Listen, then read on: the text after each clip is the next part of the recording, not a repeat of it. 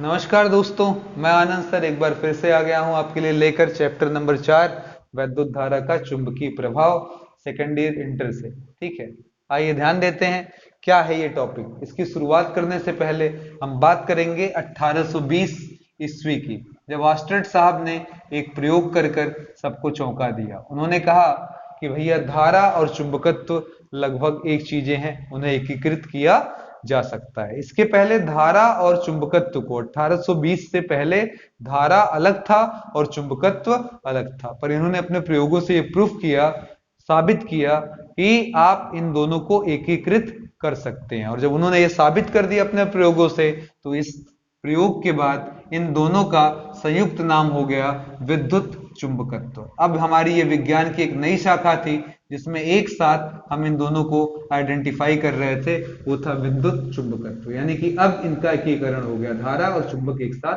चुंबकत्व एक साथ मिल गए। अब इस कहानी में वापस लौटते हैं कि ऑस्टेड ने प्रयोग आखिर किया क्या था, लेकिन उसके पहले हम थोड़ा सा वैद्युत क्षेत्र के बारे में समझ लें। वैद्युत क्षेत्र क्या होता है, सॉरी, चुंबकीय क्षेत्र क्या होता है, ये थोड़ा सा समझिए। ठीक है, अगर हम कोई चुंबक ले लेते हैं तो आप जानते हैं इस चुंबक के आसपास अगर हम कोई पदार्थ लाएं जो कि चुंबकीय प्रभाव हो, पदार्थ हो, जैसे कि लोहा, तो अगर हम यहां पर लेकर आते हैं तो ये दूर से ही उसको क्या करता है, आकर्षित कर लेता है। तो इसकी डिफिनेशन ये है कि किसी भी चुंबक के चारों तरफ का वह भाग जिसमें कोई अन्य पदार्थ चुंबकीय प्रभावों का अनुभव करे। चुंबकीय प्रभाव का अनुभव मतलब हुआ या तो अट्रैक्शन या तो रिपल्सन। जैसे समझिएगा, हम यहाँ चुंबक लेकर आए और यहाँ नॉर्थ पोल है, लेकर आ रहे हैं, इधर भी नॉर्थ है, तो ये क्या करेगा, इसको रिपेल कर देगा। लेकिन अगर हम एक चुंबक लेकर आ रहे हैं साउथ है, तो इसको क्या करेगा, चिपका लेगा।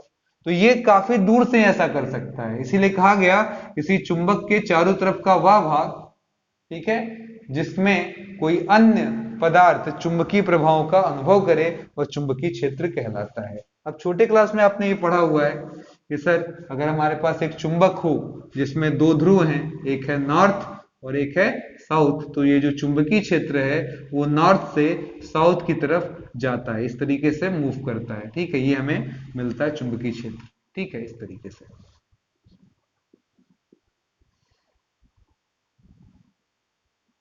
ठीक, अब ये मिला कैसे, तो इसका जवाब है सर चुंबकीय सुई के द्वारा। कैसे, तो आइए देखते हैं। अगर हमारे पास ये नॉर्थ पोल है, हम एक चुंबकीय सुई लाएंगे। वो चुंबकीय सुई होता क्या, खुद एक चुंबक ही होता है, छोटा टाइनी मैग्नेट होता है जिसमें ऐसे शेप बना रहता है। ये नॉर्थ और साउथ को दर्शाने के काम में आता है। इसके पीछे सिद्धांत ये है कि अगर एक मैग्नेट लें, चुंबक ले, जिसे स्वतंत्र रूप से हम लटका दें, तो हमेशा वो नॉर्थ साउथ दिशा में जाकर ही रुकता है। अगर हम एक चुंबक को ऐसे पकड़े और छोड़ दें तो वो घूमते घुमाते अंत में आकर स्थिर होगा, लेकिन किस दिशा में स्थिर होगा, नॉर्थ और साउथ के। इसी आधार पर ही हमारी चुंबकीय सुई होती है जो हमें दिशा ज्ञान कराती है। इसी चुंबकीय सुई से हमारा ये पूरा का पूरा चुंबकीय क्षेत्र प्राप्त किया जा सकता है। इसके पीछे क्या चक्कर है और कैसे प्राप्त किया जाता है, तो जरा समझें कि अगर हमारे पास एक चुंबक है जिसमें नॉर्थ और साउथ पोल है, इसके इस सिरे पर लाकर आप कहीं पर ये चुंबकीय सुई लगा दें, ये थोड़ी सी विक्षेपित होगी और एक जगह आकर स्थिर हो जाएगी। तो मान लेते हैं कि सर यहाँ पर आकर ये स्थिर हो गई। ठीक है, तो अब हम फिर यहाँ पर चुंबकीय सुई लगाएंगे, ये फिर अपना वाइब्रेट करेगी और एक जगह आकर रुक जाएगी। ठीक है, अब यहाँ पर हम भी यहाँ पर निशान लगा लिए, फिर ये चुंबकीय सुई उठाए इस जगह पर रख दिया गया, फिर ये थोड़ा सा विक्षेपित होगी और फिर आकर एक निश्चित दिशा में रुक जाएगी। ठीक है, इस तरीके से हम इसको जब जोड़ते जाएंगे इन पॉइंट्स को, तो हम नॉर्थ से कहां पहुंच जाएंगे, साउथ। ऐसे दूसरे बिंदु से भी ये शुरुआत करेंगे तो इसी तरीके से हम यहां तक पहुंच जाएंगे। तो इस तरीके से हम चुंबकीय क्षेत्र का डायग्राम प्राप्त कर सकते हैं। तो अगर कोई पूछे कोई कि चुंबकीय क्षेत्र कैसे प्राप्त होता है, तो सहज जवाब ये है कि सर हम चुंबकीय सुई की सहायता से चुंबकीय क्षेत्र प्राप्त कर सकते हैं। यानी कि कहीं चुंबक है, इस बात का प्रभाव हम चुंबकीय सुई से पाते हैं। यानी कि अगर कहीं चुंबकीय क्षेत्र होगा तो ये जो सुई है वो विक्षेपित होगी, यानी कैसे ऐसे वाइब्रेट होगी, यानी कि उसमें विक्षेपण देखा जाएगा। इसी आधार पर ऑस्टेड साहब का अगला प्रयोग है, आइए देखते हैं क्या प्रयोग था। तो ऑस्टेड का प्रयोग, ठीक है, 1820 ऑस्टेड के प्रयोग की तरफ चलते हैं। क्या प्रयोग था ये, इसे समझते हैं। ऑस्टेड के प्रयोग में 3 स्थितियों में चीजों को यूज किया गया। एक चालक तार ले लिया गया, ठीक है, और इससे एक बैटरी जोड़ दी गई, ठीक है, यहाँ पर की भी लगा दिया गया। अब ये की खुला था और यहाँ पर हम एक चुंबकीय सुई ले आए। अब देखिए जब इसमें हमने कोई कनेक्शन नहीं दिया, नहीं मतलब की को खुला रखा, तो हमने पाया कि जो चुंबकीय सुई थी अपने स्वभावानुसार जहां उसको रुकना था वहीं रुकी, यानी कि किस दिशा में, तो जवाब है सर नॉर्थ और साउथ की दिशा में ये रुक गई। इसका मतलब ये हुआ कि इसमें कोई धारा नहीं है, तो इस चुंबकीय सुई पर कोई प्रभाव नहीं पड़ रहा है, ठीक है। अब चलते हैं दूसरी स्थिति में। यहां पर हम क्या करेंगे, इस की को क्लोज कर देंगे। तो अब देखिएगा हम इस की को क्लोज करने जा रहे हैं और अब देखते हैं क्या होगा। इस की को जो हम क्लोज करेंगे तो क्या होगा, करंट यहां से ऐसे बहने लगेगी, ठीक है। अब ये करंट जब बहेगी तो हम क्या पाएंगे कि हमारा जो चुंबकीय सुई है वो विक्षेपित होना शुरू करेगी, ऐसे वाइब्रेट करेगी। अच्छा एक बात और, जितना ही आप धारा का मान बढ़ाएंगे इसके विक्षेपण की दर बढ़ेगी, ये ज्यादा विक्षेपित होगी। अगर आपने धारा का मान कम कर दिया तो इस स्थिति में विक्षेपण कम होगा। चलिए फिलहाल विक्षेपण देखते हैं, मान लेते हैं इस तरीके से ये विक्षेपण देखा गया, यहाँ पर नॉर्थ आ गया, यहाँ साउथ। पहले देखिएगा एकदम स्ट्रेट, अब ये क्या हो गया, उसकी तरफ थोड़ा सा झुकाव ले लिया है, ठीक है, यानी कि मुड़ गया। इसने ये बताया कि धारा के आते ही ये डिफ्लेक्शन होने लगा, यानी कि इस तार के पास जरूर चुंबकीय क्षेत्र रहा होगा, ठीक है। चलिए अब चलते हैं तीसरी स्थिति में। तीसरी स्थिति में क्या किया ऑस्टेड साहब ने कि इसका जो सिस्टम है वो पलट दिया, यानी कि माइनस इधर कर दिया, प्लस उधर कर दिया, ई लगा दिया। ध्यान दीजिएगा, पहले हमारा क्या था, यहाँ प्लस था, यहाँ माइनस, अब क्या हो गया, इधर माइनस उधर प्लस, ठीक है, और फिर चालक तार को जोड़ दिया गया। अब अगर इसको यहाँ पर टच करा दें तो क्या होगा, तो जवाब है सर करंट इस तरफ से बहेगी, ठीक है। अब यहाँ पर अगर हम ध्यान दें तो ये जो हमारा डिफ्लेक्शन है वो एकदम उलट हो जाएगा, यानी कि इस तरफ आने लगा डिफ्लेक्शन, और ऐसा होना भी स्वाभाविक था क्योंकि आपने क्या किया है, अपने धारा की दिशा पलट दी है, तो डिफ्लेक्शन यानी कि विक्षेपण भी पलट गया, यानी कि धारा की दिशा बदलने के साथ साथ ही ये चुंबकीय क्षेत्र भी बदलता है। तो निष्कर्ष क्या क्या निकल रहा था उनके आउटपुट का, कि अगर कोई चुंबक, जो हम धारा देंगे तो चुंबकीय क्षेत्र प्राप्त होगा, और अगर धारा की दिशा उल्टेंगे तो चुंबकीय क्षेत्र भी उलट जाएगा, यानी कि धारा के साथ चुंबकीय क्षेत्र जरूर संलग्न होता है। दूसरी बात, जितना ही ज्यादा धारा का मान बढ़ाएंगे चुंबकीय क्षेत्र यानी कि चुंबकीय क्षेत्र की तीव्रता उतनी ही बढ़ती जाएगी।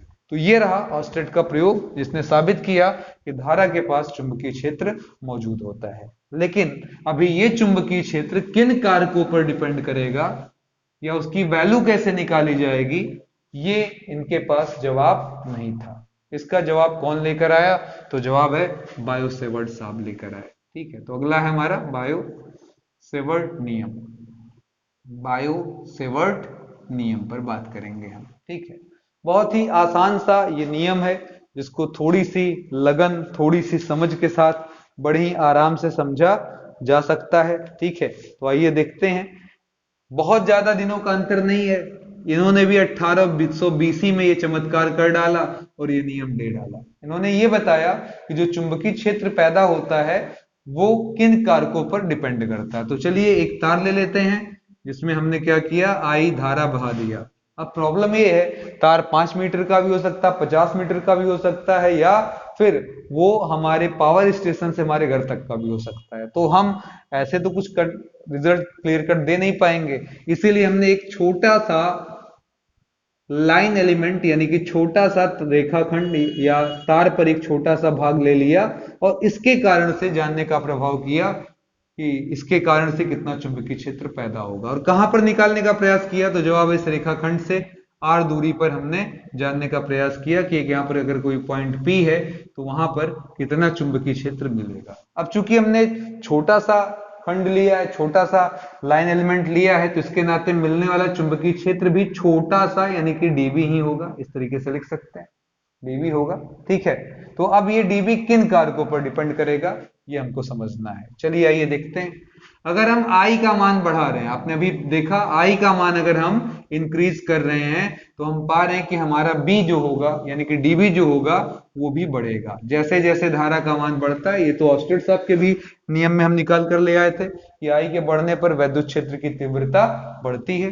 दूसरा केस, अगर मैं इस लाइन एलिमेंट का मान बढ़ाता जाऊं तो ऑब्वियस इतने में अगर कुछ कम है तो और थोड़ा ज्यादा लेने पर I का मान या ऐसे कह दें कि इसमें जो मुक्त इलेक्ट्रॉनों की संख्या है वो बढ़ जाएगी, इसलिए बी का मान बढ़ जाएगा। तो डीएल बढ़ाने पर भी हमारा क्या होगा, जवाब होगा सर डीबी का मान क्या होगा आपका, बढ़ेगा। आगे कहानी ये है कि अगर हम किसी चुंबक के पास आते हैं, यानी कि जहां चुंबकीय क्षेत्र है उसके पास आते हैं तो तीव्रता बढ़ती है, और अगर दूर ले जाते हैं तो वहां पर उसका प्रभाव कम। किसी चुंबक के पास उसका प्रभाव ज्यादा होगा, चुंबकीय प्रभाव ज्यादा होगा, और चुंबक से दूर होते हैं तो ऑब्वियस है कम होता है। यानी कि जो ये दो दूरी है इनवर्सली प्रोपोर्शनल हो जाएगा, क्योंकि हमारा जो डीवी है यानी कि आर 1/r², ऐसे देख लीजिएगा 1/r² की बात कर लें, ठीक है। तो इसमें अगर ये r बढ़ता है नीचे वाला तो हमारा dB जो है वो क्या करता है, घटता है। या ऐसे कह लें और अच्छे से कि r² अगर हमारा बढ़ेगा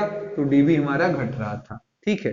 अगली चीज, ये P यहां भी लिया जा सकता था, ये P यहां भी, ठीक है, ये P यहां भी लिया जा सकता था, ठीक है, और ये P यहां भी लिया जा सकता था। लेकिन इस चक्कर में क्या बदल रहा है, तो कहेंगे सर जी यहाँ से जो एंगल है वो लगातार हमारे चेंज कर रहे हैं। ये अगर θ1, ये θ2, ये θ3, तो ये θ4, यानी कि एंगल हमारा लगातार परिवर्तन कर रहा है, चेंज कर रहा है, ठीक है। तो यहां पर ये इसके साइन पर डायरेक्टली डिपेंड करता है, यानी कि साइन जितना बड़ा होगा डीबी का मान भी उतना ही बड़ा होगा। तो अब इतनी कहानी मिलने के बाद हम आराम से अपना फॉर्मूला देने की स्थिति में आ चुके हैं, ठीक है। अब इन सभी को अगर मर्ज कर लें तो हम कहेंगे सर हमारा डीबी पहले वाले लाइन से मिला कि डीबी डायरेक्टली प्रोपोर्शनल है आई के। दूसरा लाइन, लंबाई बढ़ने के साथ बी का मान बढ़ रहा था तो ये भी डीएल पर डायरेक्टली डिपेंड है। साइन बढ़ने पर डीबी बढ़ रहा था तो इसलिए डीबी हमारा डायरेक्टली साइन थीटा पर डिपेंड है। अगली चीज, हमारा आर बढ़ने पर, r² बढ़ने पर डीबी घट रहा था, इसलिए डीबी हमारा इनवर्सली प्रोपोर्शनल है 1/r² के। अब इन सभी को एक साथ संलग्न कर लें तो हम कह सकते हैं dB is proportional to I dl sine theta by r²। तो हम dB निकाल सकते हैं कि बराबर k I dl sine theta by r²। आगे प्रयोगों ने ये प्रूफ किया कि इस k को हटाकर हम लिख सकते हैं μ0/4π, ठीक है। अब जरा ये μ0 देखकर मुझे कुछ याद आ रहा है, फ्लैशबैक में हमने कुछ पढ़ा हुआ है वो थोड़ा सा याद आ रहा है, उसको याद करिए। आपने पढ़ा हुआ है F बराबर 1/4π, या यही पढ़ा हो 1/4π साइलन 0, ठीक है।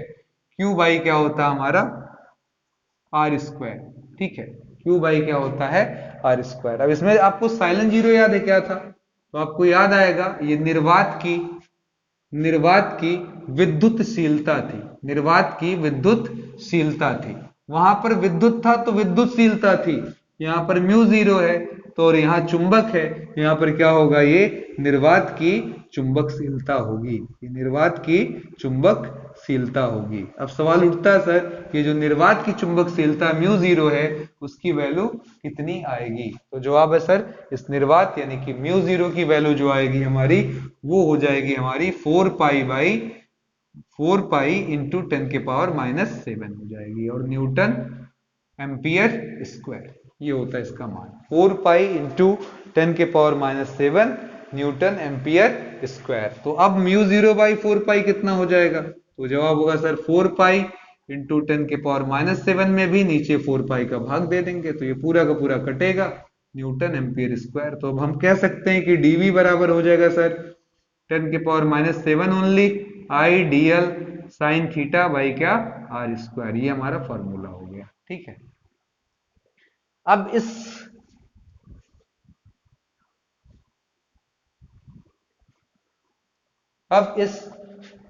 dB को हम वेक्टर फॉर्म का जामा पहचानना चाहते हैं, और उसके लिए आपको याद कराएंगे कि हमने क्रॉस प्रोडक्ट सीखा है। a क्रॉस b की वैल्यू होती है mod of a mod of b sine theta, और साथ में क्या होता है n कैप। यहां पर भी ध्यान से देखिए, आपके पास आ रहा I dl, ठीक है, आप ऐसे लिख सकते हैं चाहे तो साइन थीटा, ठीक है, और ये हमारा कितने जो आ रहा है ये हो जाएगा हमारा I, ठीक है। एक मिनट, सॉरी डायग्राम में थोड़ा ध्यान दीजिएगा। I यहाँ पर है हमारे पास। यहाँ पर अगर कोई पूछेगा सर कि आपका ये dB किस दिशा में है, तो इस दिशा को जानने के लिए हम यहाँ कह सकते हैं कि सर हम r कैप लगा सकते हैं। किसकी दिशा में, r कैप। फिर से देखिएगा डायग्राम आपका, r यही था ना, तो इसी दिशा में तो था, निकालना था। तो आर कैप लिख सकते हैं। अब ये बताइए आर कैप, इकाई सदिश आर कैप का मान क्या होगा? तो जवाब होगा sir r vector upon mod of r. अब ये यहां पर अगर हम रख दें तो हमें मिल जाएगा 10 के power -7 I dl sine theta by r square, और आर कैप के जगह r vector by mod of r. अब इसको आप यहां पर यूज कर लीजिए तो हो जाएगा डीबी बराबर 10 के पावर -7 आइडियल, इस मॉड आर को हम नॉर्मली आर भी लिखते हैं तो नीचे आ जाएगा आर क्यूब। अब आप जरा ध्यान से देखिएगा, इतना तो अलग हुआ। अब हमारे पास डीएल साइन थीटा आर, इसको मैं लिख सकता हूं आर डीएल, ठीक है, r dl r cross dl. क्यों? क्योंकि आर क्रॉस डीएल होता है mod of r mod of DL, और क्या हो जाएगा साइन थीटा। बोलिएगा जरा। फिर से मैं यहाँ पर एक बार और समझाने का प्रयास करूंगा। ए क्रॉस बी जैसे लिखते हैं mod of a mod of b, वैसे mod of r mod of DL, और साथ में क्या होगा साइन थीटा। तो ये आपका आर क्रॉस डीएल भी लिखा जा सकता है। तो अब ये वेक्टर फॉर्म में बदल चुका है, हम इसे लिख सकते हैं डीवी का ये वेक्टर फॉर्म है हमारा। तो उम्मीद करता हूं ये चीजें आपको बड़े ही आराम से समझ में आ जाएगी। वैसे यहां पर जनरली लिखा रहता बुक्स में डीएल क्रॉस आर, इसके पीछे आगे चलकर हम अभी समझेंगे क्रॉस प्रोडक्ट का नियम काम करेगा जो हमें बी की दिशा बताएगा। डीएल क्रॉस आर करने से हमें बी की दिशा मिलेगी, जिसके बारे में आगे हम चर्चा करेंगे। ठीक है, चलिए। अब यहाँ एक पॉपुलर क्वेश्चन हमसे पूछा जाता है, बहुत ही प्रसिद्ध क्वेश्चन पूछा जाता है, बोर्ड में कई बार आया हुआ है कि सिद्ध करो म्यू जीरो और साइलेंस जीरो की जो वैल्यू आएगी वो 1/c² आएगी। ठीक है, 1/c² आएगी। अब इसके लिए कोई बड़ा काम नहीं करना, तोप नहीं गाड़ना ना झंडा। आप बताइए जरा, साइलेंस जीरो के बारे में आपने ये तो पढ़ा ही है कि 1/4 साइलेंस जीरो होता है हमारा 9 × 10 के पावर 9, और म्यू जीरो की वैल्यू हमारी कितनी होती? तो जवाब है सर 4π × 10 के पावर -7। ठीक है, तो हम इसको इसके नीचे उठा लाते हैं। अब बताइए क्या हो जाएगा? ये म्यू 0/4π बराबर 10 के पावर -7, ये इक्वेशन नंबर 1, इक्वेशन नंबर 2। अब अगर इनको साइड बाय साइड भाग दे दिया जाए, मतलब म्यू 0/4π बराबर 10 के पावर -7 में इस चीज का भाग दे दिया जाए, ठीक है, साइड बाय साइड, तो हो जाएगा 1/4π साइलेंस जीरो, और यहां हो जाएगा 9 × 10 के पावर 9। ठीक है, अब बताइए जरा, 4π कटेगा, ये उलट कर कहां जाने वाला है? ऊपर, तो ये हमें दे देगा म्यू जीरो और साइलेंस जीरो। आगे ये -7 की घात है जो नीचे आकर क्या बन जाने वाला है? 10 के ऊपर +7 की घात। अब फिर ध्यान से देखें, म्यू जीरो साइलेंस जीरो, 1/9 को लिख सकते हैं 3 का स्क्वायर, और 9 और 7 मिलकर हो जाएगा 16, तो 10 के ऊपर 16, जिसे 10 के ऊपर 8 का होल स्क्वायर, तो इकट्ठे लगा दें ऐसे होल स्क्वायर। अब 3 × 10 के पावर 8 आप जानते हैं ये किसकी चाल है? तो जवाब सर ये है प्रकाश की चाल, जिसे हम लोग किससे दर्शाते हैं? सी से। तो इसलिए लिखा जा सकता है म्यू जीरो साइलेंस जीरो बराबर 1/c का स्क्वायर। ये काफी पॉपुलर क्वेश्चन है और बहुत बार हमारे बोर्ड में पूछा है। तो उम्मीद करते हैं आज का इंट्रोडक्शन 4.1 यानी कि वैद्युत धारा का चुंबकीय प्रभाव, ऑस्टेट का प्रयोग और बायो सेवर्ट साहब का नियम जो है वो आपको बहुत ही अच्छे से समझ में आ गया होगा। इसके आगे का अगली भाग जल्द ही हम लेकर आएंगे। तब तक के लिए मैं लेता हूं इजाजत। जय हिंद, जय भारत।